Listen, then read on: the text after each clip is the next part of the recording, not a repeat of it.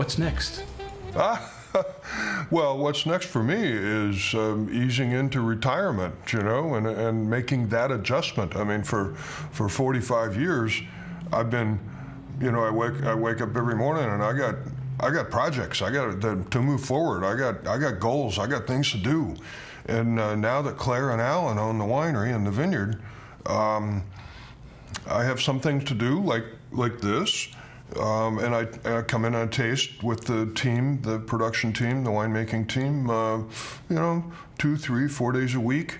I do a lot of emails from my iPhone sitting in my recliner at home. And I still do a little bit of travel. But yeah, I'm 72. I'm adjusting to a new life. In fact, last night we watched Bill Nighy in a remake of the Akira Kurosawa movie, and it's called Life, and he finds he has cancer. I don't, but he's got a limited amount of time left to live, and I find myself, you know, thinking more along those lines than before. COVID was a factor. The two factors for me were COVID, when I moved my office out of the winery to a little home alcove, computer and winery phone, and then completing the transition of ownership to Claire and Alan. That was June 30 of 2021. So a lot of COVID changed, I think, for a lot of people. I mean, you know, and I think it was almost like a catalyst for deciding. I mean, we couldn't travel. You know, that's kind of, you know, was a big part of what I did and still do a little bit. I have dinners here and there now and then. You know, maybe a half a dozen a year. I've got one in San Diego later this year. We had one in Santa Fe earlier this year. So I got a few more I can't remember. So anyway, COVID changed a lot of people's lives, I think. It gave not the opportunity, but I guess almost the opportunity for people to hit the pause button and kind of step back a little bit, reassess. Well, I haven't done one of those since Thursday at 4 o'clock Pacific time. Right. You know? I mean, I can say the same stuff to the people as I did on Thursday afternoon in a Zoom format as I would if we were in person. Sure. I think the difference, thinking back recently, is that seems easier for people to ask questions in person. If everybody's in separate states in a Zoom, I think they're a little constrained about interrupting, and but if you're all together in one room, I think it frees people up to ask, well, what about this? What about that?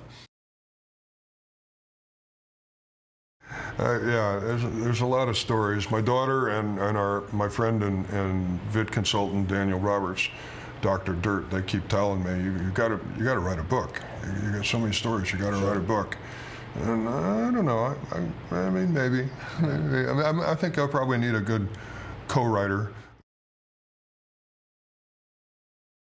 Well, we bought Westside Farms, which is one of the wines in front of you here, 17 Westside Farms Chardonnay.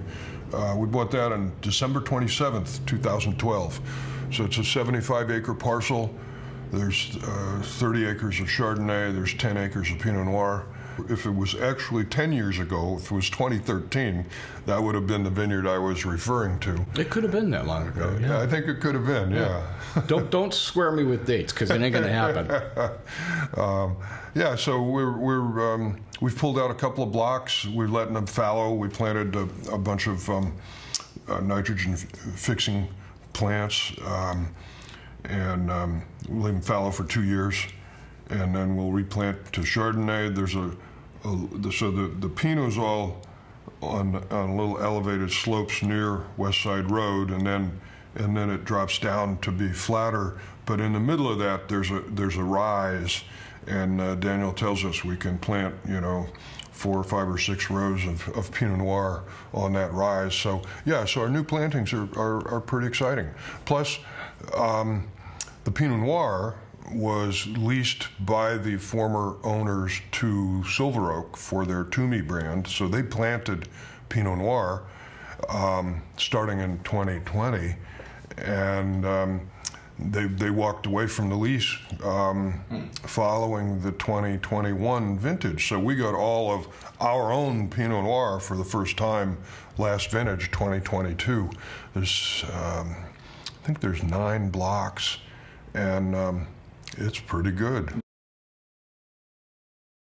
Well, just the 40 acres at Westside Farms. Otherwise, we have pretty much long-term contracts. You know, I mean, Larry Hyde since 1996. Sure, yeah. Kent Ritchie since 2002. All of the. I think we have a bird. Oh yeah, that's what it is. I can see him. Yeah, I can see him in the reflection. I saw him. Yeah, flying up. Yeah. Okay. That's a. Well, I can't tell ravens and crows apart, but neither can I. Yeah, I think ravens are bigger. Oh, I know. Ravens always go nevermore. That's how you tell. Oh. Sorry. Thank you, Edgar.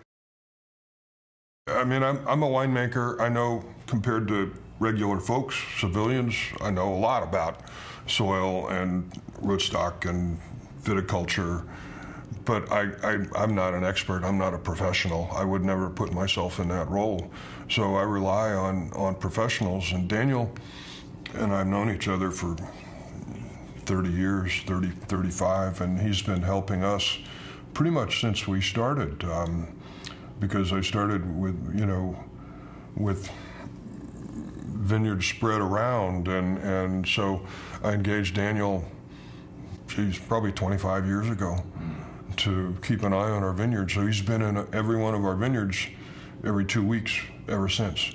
And his strength is, well, his strength is analyzing. He's a PhD soil scientist. Right. He's not a viticulturist. He's a soil scientist. And so his strength is interpreting soil analyses, doing the soils pits, getting it analyzed, interpreting that, and then choosing a rootstock and the spacing and the row orientation and basically vineyard design and layout.